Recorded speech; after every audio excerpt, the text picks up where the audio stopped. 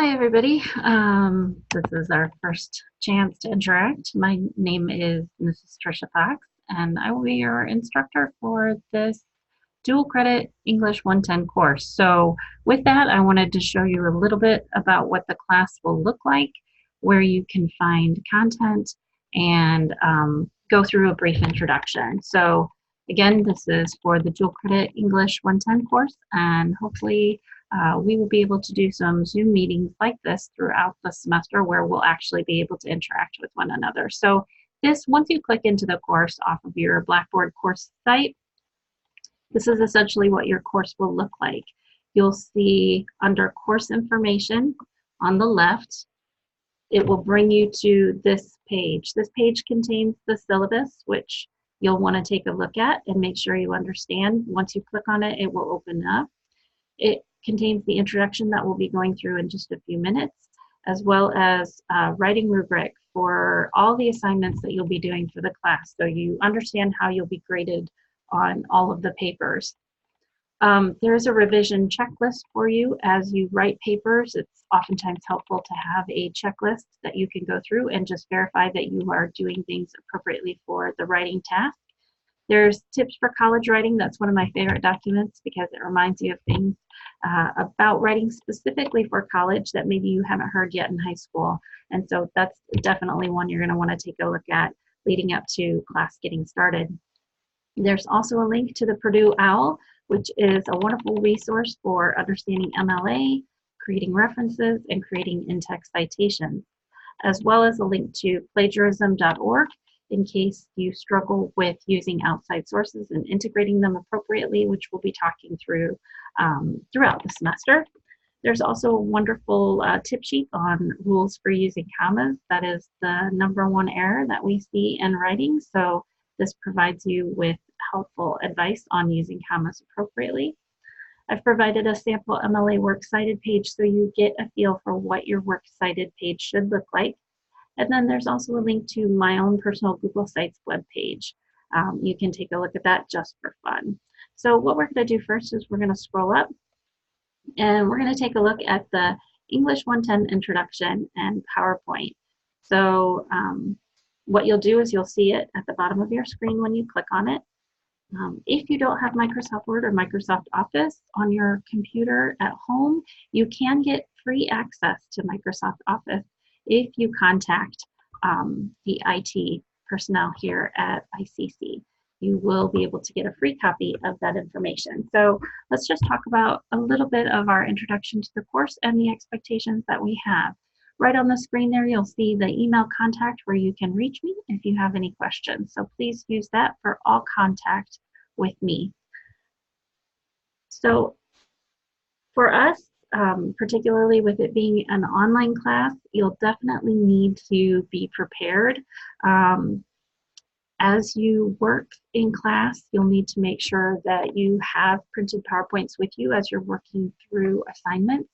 You'll want to make sure, as I talk through each individual PowerPoint, that you're taking notes, that you understand due dates. Due dates are really important in an online class because online learning is very self-driven. I want you to be a polite and positive participant in any discussion board posts that I have for you, that you make sure you return any peer communications in a timely manner, and that if you're assigned peer review of a person's paper, that you always use constructive criticism, and we'll talk through that as well. You are expected to be productive. Make sure you get your work in on time, and you always follow the instructor guidelines on assignments. And I make my guidelines very clear, so if you follow them, you should do quite well in this course. The objectives, obviously, for an English 110 course is for you to be able to write more clearly, more effectively. We're going to look at areas of expression, argument, persuasion. We want you to understand different writing styles and different genres. Oops, sorry about that. You will also be expected to utilize skills in the areas of grammar, obviously punctuation, mechanics, sentence structure. All those things are very important to making clear writing. You will be asked to work independently, but also you may have some group work that we will do online. and you will be working through the different stages of the writing process, from drafting to editing to final draft. We also expect you to utilize research and incorporate research, critical thinking, and understanding within this course as well. So please make sure you understand the objectives for this course, and that's the impetus behind any feedback that you get from myself. Grades in this class are 90, 80, 70, 60 grading scale. Your points will come from class participation, participation in online assignments, completion of your 4 key major assignments, and then potential final exam. Grades will be posted and updated as often as possible. I always ask that, remember, it takes you typically several weeks to write 1 paper, so it takes me at least as long to grade 20 to 25 papers of your writing as well. So please keep that in mind. One thing that is really important for us to understand in English 110 is to think about why we study writing. And there's so many different reasons why we study writing and why writing is so important. And I hear people all the time say that they don't like writing papers, but there are very few jobs in life where you won't be writing. Writing is everywhere. You're drawn into communication every day. You're surrounded by communication. You're surrounded by the written word. And what happens when we have poorly constructed writing, it can actually lead to really big mistakes, not only in meeting, but it can also lead to social ills, social problems, and fractured societies. Poorly constructed writing can really mean to misunderstanding, and misunderstanding, as you know, you see in the media today, can lead to very big problems. On the contrary, well-constructed writing can bring negotiation, understanding, trade-off, clarity, compassion, and hopeful resolution. What we want you to do is understand that well-constructed writing can be a bridge, and understanding your audience can also help with that. Knowing the difference between good and bad writing also helps us understand our own ideas and the ideas of others, and hopefully it'll help us be open and receptive to both. I like this quote from C.S. Lewis. He said, "You can make anything by writing." I want that to be your inspiration as you work through this course. So think about a few of these questions. What did C.S. Lewis mean when he said you can make anything by writing? Think about that. Why is this so relevant for our class, and why is it so relevant in today's society? I want you to think about how it's relevant to your own study of writing and your written word. As you progress through the class, these questions will keep popping back up, and we will hear from many different voices and perspectives in this class. So I really ask that we set aside all preconceived notions of right and wrong, good, bad, and really try to be respectful, open-minded, and responsive learners.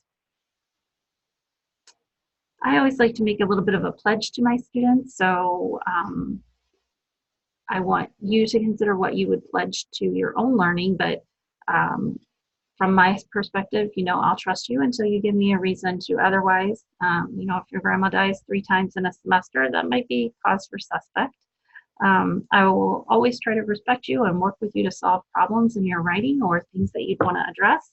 I will promptly correct and offer feedback on your work because I feel like that's so important as a developmental writer in the college coursework. I'll work with you to meet learning goals, and I definitely want you to think of what goals you'd like to get out of this class. What are the things that you would like to learn? Certainly you should do that with every class. It really puts you in the driver's seat of your own education. So think about what goals, what areas of writing you'd like to improve upon, and make those your goals. I'll try to make your experience both interesting and educational, and hopefully we'll have a little bit of fun along the way too. That is the first video in the series. If you have comments or questions, please let me know, and I will be happy to answer those comments and questions via email. Again, this was the introduction to your first course.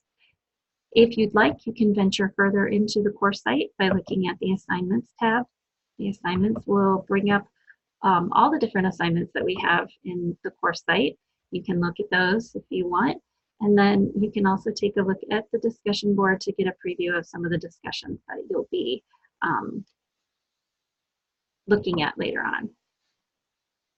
Thank you, and I look forward to teaching this course and hopefully getting to know each and every one of you a little bit as we journey through writing.